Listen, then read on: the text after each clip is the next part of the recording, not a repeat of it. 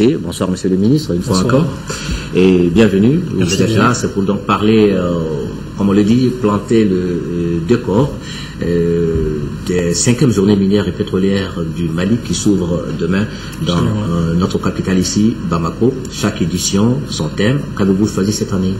Cette année, le thème porte sur le développement communautaire autour des mines. Et je dirais que c'est une préoccupation majeure du chef de l'État qui a le souci aujourd'hui d'assurer que l'exploitation minière dans nos zones minières, dans une zone donnée, puisse essentiellement bénéficier aux populations locales de cette zone et aussi qu'elles puissent développer, je dirais, des activités économiques viables en liaison soit avec l'activité minière, soit en soutien du secteur minier. Donc c'est essentiellement sur cela que l'on va travailler pendant ces 3 jours, avec je l'espère, des propositions qui pourront nous aider à aller vers ce développement communautaire-là au bénéfice de la population malienne. Alors comme on le dit, le Mali, pays minier, 3e africain après l'Afrique du Sud, le Ghana.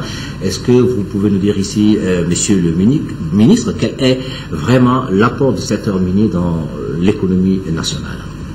Le secteur minier, je dois dire, apporte beaucoup dans notre économie nationale, surtout en termes de, lorsqu'on regarde les recettes d'exportation. Mais je pense que c'est un secteur qui peut apporter beaucoup plus. Et il faut que le secteur en termes de richesse nationale. Je vous donne simplement un exemple. Ça fait 30 ans que l'on exploite les mines dans ce pays. Et lorsque vous regardez la contribution de ce secteur à notre économie nationale, ça ne dépasse pas 3-4% de notre richesse nationale. Je pense que ce n'est pas acceptable. Ça ne doit être ni une fierté pour l'État, mais je pense que ça ne doit pas être non plus une fierté pour les sociétés minières.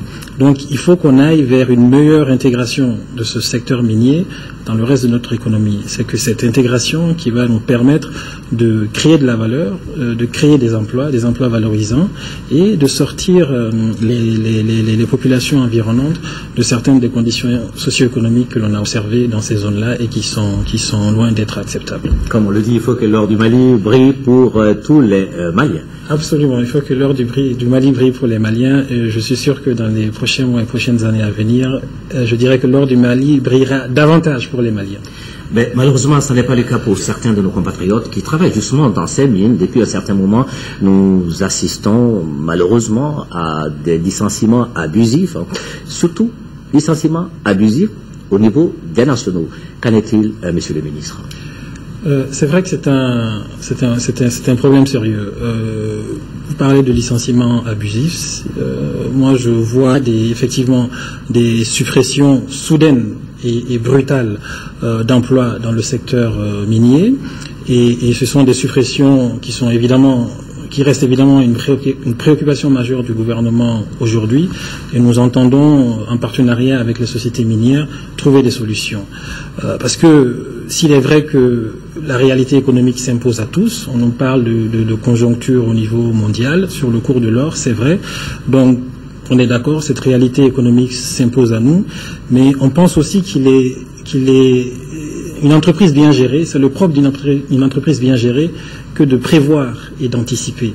Et je pense que cette capacité d'anticipation doit s'appliquer non seulement aux fluctuations des cours que nous observons en ce moment ou à des changements technologiques, et pour permettre à ces entreprises-là, à ces sociétés minières, de faire face à ce type de crise en constituant des réserves pendant, comme on dit, pendant les bonnes années, pour justement pouvoir amortir le choc des années difficiles. Cela n'a pas été le cas. Et des réserves auraient pu être constituées parce qu'on en a connu des années grasses pour ces sociétés-là. Et je trouve qu'aussi sur les questions d'emploi, ces entreprises doivent avoir cette capacité d'anticipation et l'appliquer à l'emploi et puis à la protection de l'emploi.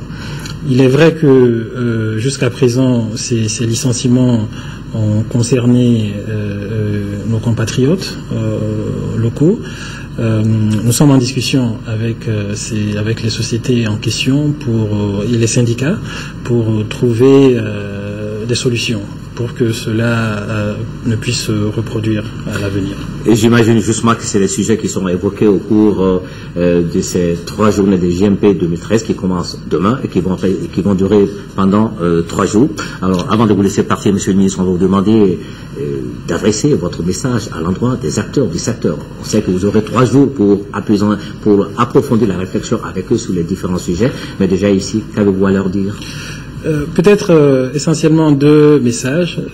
Premièrement, c'est que nous entendons développer ce secteur minier et pétrolier malien de façon rationnelle, de façon durable, et cela pour le profit de la population malienne.